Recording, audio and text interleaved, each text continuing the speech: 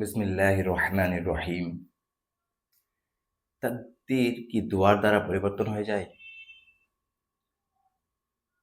অর্থাৎ যে জিনিসটা তাকদীরে লেখাই ছিল না, আপনি যদি দোয়া করেন, তো সেই জিনিসটাও কি আপনার তাকদীরের অন্তর্ভুক্ত হয়ে যেতে পারে যদি আপনার দোয়া আল্লাহ তাআলা কবুল করে নেন?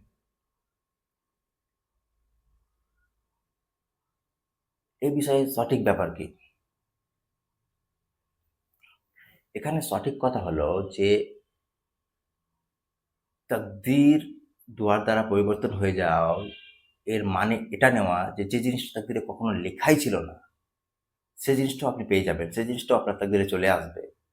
আল্লাহ তাআলা লিখে দিবেন। কারণ একজন আলিমকে আমি শুনেছি, সেই কথাটা বলছে যে আপনার তাকদীরে একটা জিনিস নেই, আপনি অনেক কান্না করে আল্লাহর কাছে দোয়া করছেন, কাকুতি মিনতি করে খুবই আবেগের সাথে আল্লাহর কাছে দোয়া করলেন, বারবার চাইছেন, আল্লাহ তাআলা আপনার তাকদীরে লিখে দিবে। বিশেষ করে সে বিয়ের ব্যাপারে বলছিল যে অন্যজন ছিল কিন্তু ওই নামটা কেটে দিয়ে আল্লাহ তাআলা নতুন করে আপনি যাকে চাইছেন তার নাম লিখে দিবে। এই জিনিসটা কি ঠিক? না, এটা মোটেই ঠিক নয়। এটা কোরআন সুন্নতের বিরোধী একটা কথা। আসলে এই যে আকীদাগুলো এসছে কেন? এই আকীদাগুলো এসছে বেশ কিছু রাসূল সাল্লাল্লাহু আলাইহি ওয়াসাল্লামের হাদিস রয়েছে। সেই হাদিসের ভুল ব্যাখ্যা নেওয়ার জন্য এই জিনিসগুলো এসছে। রাসূলুল্লাহ সাল্লাল্লাহু আলাইহি ওয়াসাল্লাম থেকে জামিয়া তিরমিজিতে একটি রিওয়ায়াত রয়েছে যে তাকদীর কোনো কিছুর মাধ্যমে পরিবর্তন হয় না, কিন্তু দোয়াতে। অর্থাৎ দোয়ার দ্বারা তাকদীর পরিবর্তন হয়ে যেতে পারে। এছাড়াও রাসূলুল্লাহ সাল্লাল্লাহু আলাইহি ওয়াসাল্লামের হাদিস রয়েছে যে, যে ব্যক্তি চায় যে তার আয়ুকে বৃদ্ধি করে দেওয়া হোক, তার রিজিকে বরকত দেওয়া হোক, সে যেন তার আত্মীয়দের সাথে ভালো ব্যবহার করে। তো এই সমস্ত হাদিস থেকে ভুল ব্যাখ্যা নেওয়ার জন্য এই জিনিসটা মানুষের মধ্যে এসছে যে তাকদীর পরিবর্তন হয়ে যেতে পারে। যে জিনিসটা লেখা ছিল সেটা চেঞ্জ হয়ে যেতে পারে। কিন্তু ব্যাপারটা এরকম নয়। ব্যাপারটা কিরকম? ব্যাপারটা হচ্ছে যে আপনি যখন দোয়া করছেন, দোয়ার মাধ্যমে তাকদীর পরিবর্তন হয়ে যাওয়ার অর্থ এই যে আপনি যখন দোয়া করছেন, আল্লাহ তাআলা সেই দোয়াটা কবুল করে আপনার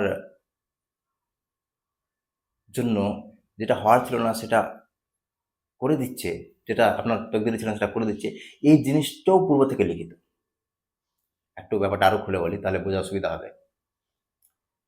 যে আল্লাহ তাআলার তাকদীরে আপনার জন্য লেখা ছিল একটা জিনিস। কিন্তু আপনি দোয়া করলেন, আল্লাহ তাআলা আপনার দোয়া কবুল করলেন এবং যে জিনিসটা আপনি চাইছেন সেটা আল্লাহ তাআলা আপনাকে দিয়ে দিলেন। যেটা আপনার তাকদীরে লেখা ছিল না যে আপনি পাবেন। কিন্তু আপনি পেয়ে গেলেন। তাহলে কি তাকদীর পরিবর্তন হয়ে গেল? না, পরিবর্তন হয়নি। অ্যাকচুয়ালি আল্লাহ তাআলার তাকদীরে এটাও লেখা ছিল যে আপনি দোয়া করবেন এবং আপনার দোয়াকে কবুল করা হবে এবং আল্লাহ তাআলা আপনি যেটা চাইছেন সেটা আপনাকে দিয়ে দেবেন। এই জিনিসটাও তাকদীরে লিখিত ছিল। অর্থাৎ আল্টিমেট যে তাকদীর সেটার কোনো পরিবর্তন হবে না। রাসূলুল্লাহ সাল্লাল্লাহু আলাইহি ওয়াসাল্লাম থেকে স্পষ্ট হাদিস রয়েছে যে কলম উঠিয়ে নেওয়া হয়েছে আর কালি শুকিয়ে গিয়েছে। যেটা আল্টিমেট তাকদীর যেটা আল্লাহ তাআলা লিখে রেখেছে সেটাতে কোনো পরিবর্তন হবে না।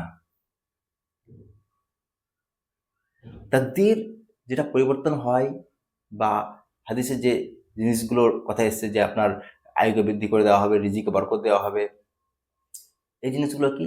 এই জিনিসগুলো লিখিত রয়েছে আল্লাহর কাছে যে আপনি যে আমল করবেন বা দোয়া করবেন বা কোনো নেক কাজ করবেন, সেটা আল্লাহ তাআলা কবুল করবেন এবং সেটার জন্য আল্লাহ তাআলা আপনার যে জিনিসকে বৃদ্ধি করবেন, যেটা বাড়িয়ে দিবেন বা যেটা দেওয়ার ছিল না যেটা দিয়ে দিবেন, সেই জিনিসটাও আল্লাহ তাআলা লিখে রেখেছেন।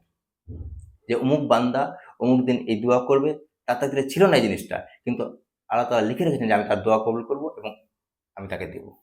অর্থাৎ যেটা পরিবর্তন হবে সেটাও লিখিত। মানে আল্টিমেট তাকদীরের কোনো পরিবর্তন হবে না।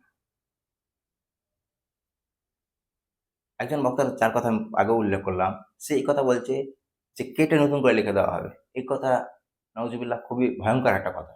তাহলে কি আল্লাহ তাআলা ১ম এ তাকদীরটা ভুল লিখেছিল নাউজুবিল্লাহ? যে কেটে নতুন করে লিখে দেওয়া হবে? এরকম কথা কিচ্ছু না, বাড়াবাড়ি ছাড়া কিচ্ছু না। হাদিসকে সঠিক অর্থে না বোঝার জন্য এরকম কথা হয়। তাকদীর লিখিত রয়েছে সেটাতে কোনো পরিবর্তন হবে না। যেটা পরিবর্তন হয় সেটাও ওই তাকদীরেরই অন্তর্ভুক্ত। সেটাও পূর্ব থেকে লিখিত রয়েছে। ওয়াকির দাওয়ানা আলহামদুলিল্লাহি রাব্বিল আলামিন।